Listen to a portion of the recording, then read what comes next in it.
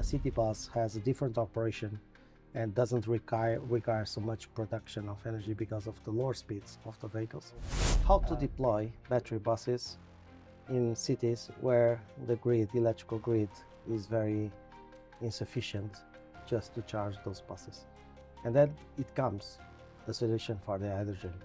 The time to refuel an hydrogen bus is like less than 10 minutes.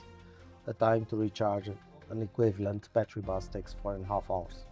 The minimum range of a fuel cell bus is 450 kilometers.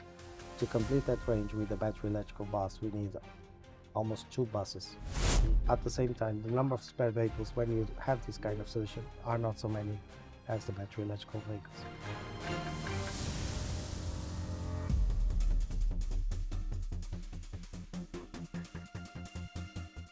Francisco Magalhães, a man who's turned the humble bus into a hydrogen-powered marvel of engineering.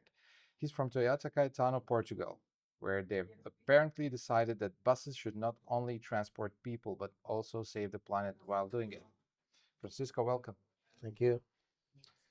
What's the biggest practical difference between your battery buses and hydrogen fuel cell buses? Well, normally the battery buses already have the energy stored on the vehicles when they go for the operation. The fuel cell buses, the fuel cell stack produces the electrical energy from the hydrogen. At the same time, the bus is running. So it works in a way. If you want to see it, you can see it like an hybrid system where you produce the energy stored on the batteries. At the same time, you are consuming it. How have you adopted Toyota's car fuel cell technology for heavy-duty buses? The fuel cell from Toyota is the same as Mirai. It's the same fuel cell stack that we are using on the Mirai. Of course, there is a different architecture, but clearly the secret is coming from the architecture that we have developed around the fuel cell stack to be fitted on a bus, but also on the softwares that manage all these systems and guarantees the perfect functioning of the bus. Clearly, a city bus has a different operation and doesn't require so much production of energy because of the lower speeds of the vehicles.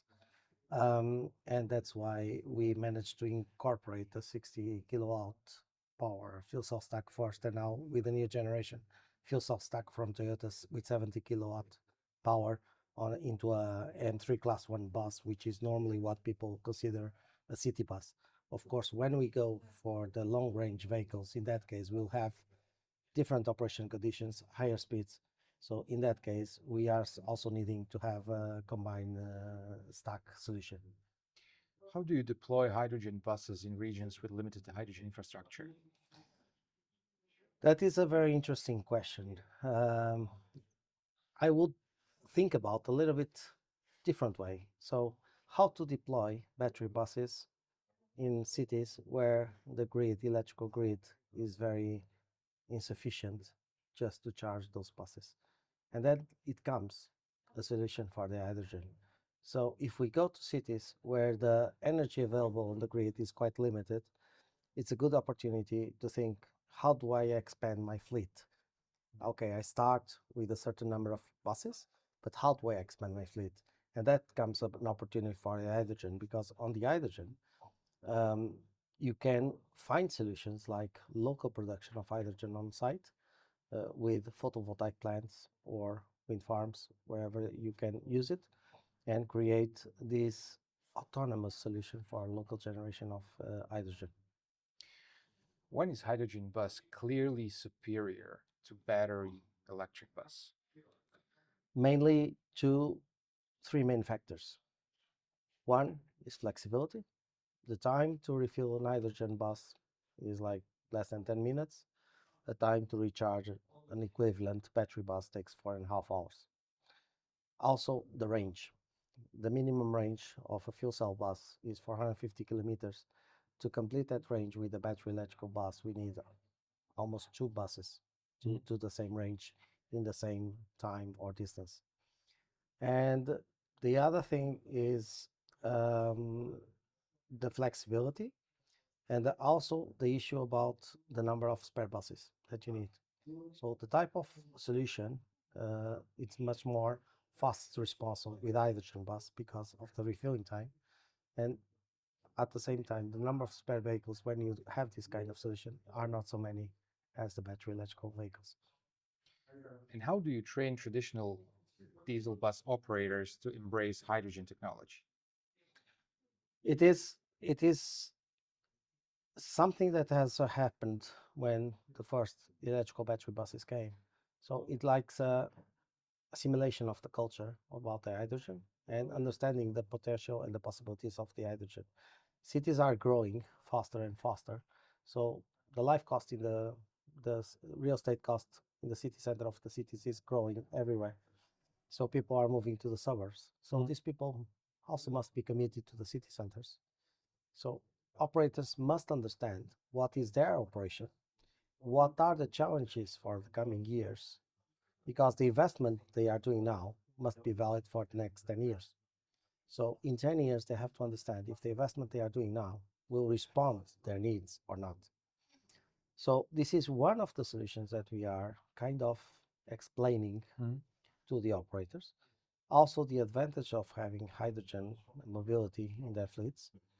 Of course, the capex investment in the beginning is higher than the electrical battery buses, but in a long term, combining with the OPEX and all the things, probably there are features that make quite compatible the fuel cell instead the compatible fuel cell and battery buses. I'm not saying that the fuel cell will replace the battery buses. That will not happen. So both technologies will complement each other.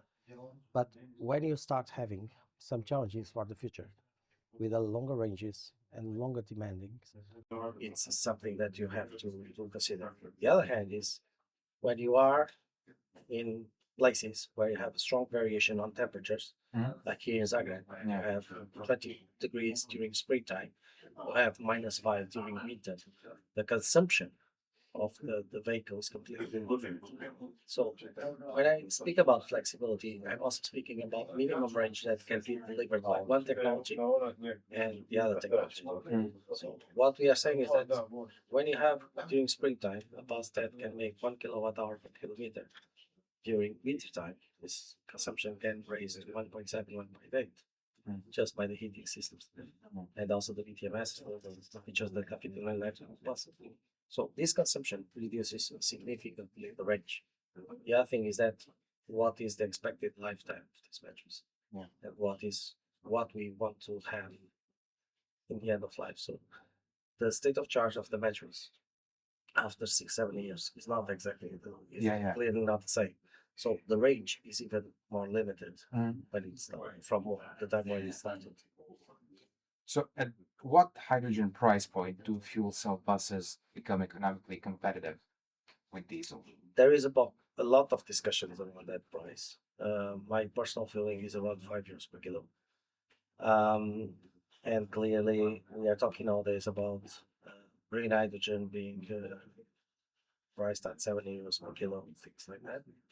But clearly, I would say that hydrogen around €5 per kilo will make the whole difference, especially because we can get stabilization of prices of green hydrogen. But no one is exactly at date of today able to control or anticipate what will be the escalate of prices on diesel or natural gas, for example. Which performance metric generates the most excitement for potential customers? Regarding the hydrogen, Yeah. it is the thing that most interests the customers is the flexibility, because I would say it allows them to have a similar technological operational solution like the one they have today. So the operators, what really normally puts them in a situation of tough decision is having a technology that takes them out of those standards that are used to regarding the operation and all the areas that they don't control. For example, if they have to electrify a depot, they almost have to open. They cannot have to open a depot for electrification. They have to create standards on a technology that normally they do not have complete control. They do not have issues like construction permits, things like that. So it's a big question.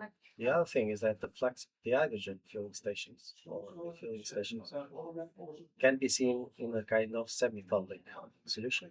So you can use the hydrogen filling station to fill the buses and off-peak hours use it for not passenger cars or trucks. The important thing is that the cities have to have a kind of common strategy, and that's why solutions like the hydrogen buses make a lot of sense because you are not exactly replacing the bus fleet. You are considering a complete ecosystem around the hydrogen. You have covered trucks, you have forklifts, you have cars, you have taxis, you have buses, all around hydrogen. And this makes a big conjunction with solutions that diversifies the obstacles and at the same time gets more competitive price on hydrogen. Francisco, thank you for this interview. You're welcome. Thank you very much for the invitation. Thank you. To amplify your brand in the hydrogen energy sector? Welcome to H2 Energy News, your go-to platform for impactful industry insights. Every month, we connect with over 80,000 visitors and generate more than 251,000 page views. Our reach is unmatched with over 1.2 million web impressions and a loyal social media following of 9,000 plus. Our newsletter reaches 77,000 plus subscribers, decision makers, industry leaders, and innovators. Want to target specific markets? Our geo-targeting capabilities cover Europe, the United States, and the MENA region. We reach key stakeholders, 27% senior executives, 32% directors, and 20% owners and partners. H2. Energy News isn't just a news platform, it's where the hydrogen energy community converges to shape the future. Join us and let's make an impact together. Visit energynews.biz and take your brand to the next level.